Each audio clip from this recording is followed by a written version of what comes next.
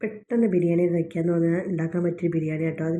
അതിനുവേണ്ടി ചെമ്പട്ടി അടുപ്പത്ത് വെക്കുക. എന്നിട്ട് ഓയിലും നെയ്യും കൂടി ഒഴിച്ച് കൊടുക്കുക. അതിലേക്ക് സ്പൈസസ് ഇട്ട് കൊടുക്കുക. പിന്നെ ക്യാരറ്റ് ഒരു സവാള കൂടി ഇട്ട് നല്ലോണം ഒന്ന് വഴറ്റുക കേട്ടോ. അത് കഴിഞ്ഞിട്ട് അരി ഇട്ട് കൊടുക്കുക.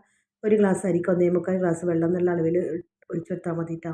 എന്നിട്ട് പാകത്തിന് ഉപ്പും ഒരു അരമുറി ചെറുനാരങ്ങ നീരും കൂടി ഒഴിച്ചിട്ട് വേവിക്കട്ടോ. തിള വന്നാൽ നമുക്ക് സിമ്മിലിട്ടിട്ട് അടച്ച് വെച്ച് വേവിക്കട്ടോ. ഈ സമയം തന്നെ മറ്റേ അടുപ്പത്ത് കുക്കർ വെച്ചിട്ട് അതിലേക്ക് നെയ്യും വെളിച്ചെണ്ണയും കൂടി ഒഴിച്ച് കൊടുക്കുക. ഒരു സ്പൈസസ് ഇട്ട് കൊടുക്കുക. അതിൽ 2 സവാള ഇട്ടെടുത്ത് നല്ലോണം ഒന്ന് വഴറ്റിയെടുക്കട്ടോ. കുറച്ചൊന്ന് വഴന്ന് വന്നാൽ ഇഞ്ചി വെളുത്തുള്ളി പച്ചമുളക് ചതച്ചത് ഇട്ട് കൊടുക്കുക. പാകത്തിന് ഉപ്പ് കൂടി ഇട്ട് കൊടുത്തിട്ടുണ്ട് കേട്ടോ ഞാൻ. അത് കഴിഞ്ഞിട്ട് 2 തക്കാളി വലിയ 2 തക്കാളിയും കൂടി അരിഞ്ഞിട്ട് കൊടുത്ത് നല്ലോണം ഒന്ന് ഇളക്കിയെടുക്കുക. എന്നിട്ട് നമുക്ക് ഒരു അരമുറി ചെറുനാരങ്ങ നീര് ഒഴിച്ച് കൊടുക്കുക കേട്ടോ. അത് കഴിഞ്ഞിട്ട് പുളിക്ക് വേണ്ടി ഒരു 2 ടീസ്പൂൺ തൈരും കൂടി ഒഴിച്ച് കൊടുക്കുന്നുണ്ട് കേട്ടോ. അതോടെ വെച്ച് നല്ലോണം ഒന്ന് മിക്സ് ചെയ്യുക. തക്കാളി നല്ലോണം വെന്തുടങ്ങിയതിന് ശേഷം നമുക്ക് പൊടികൾ ചേർത്ത് കൊടുക്കുക.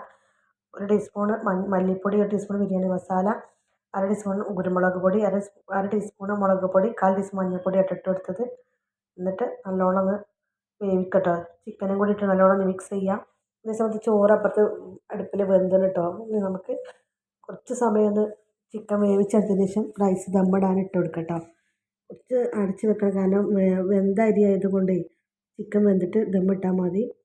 നമുക്ക് റൈസ് ഇട്ട് കൊടുക്കാം.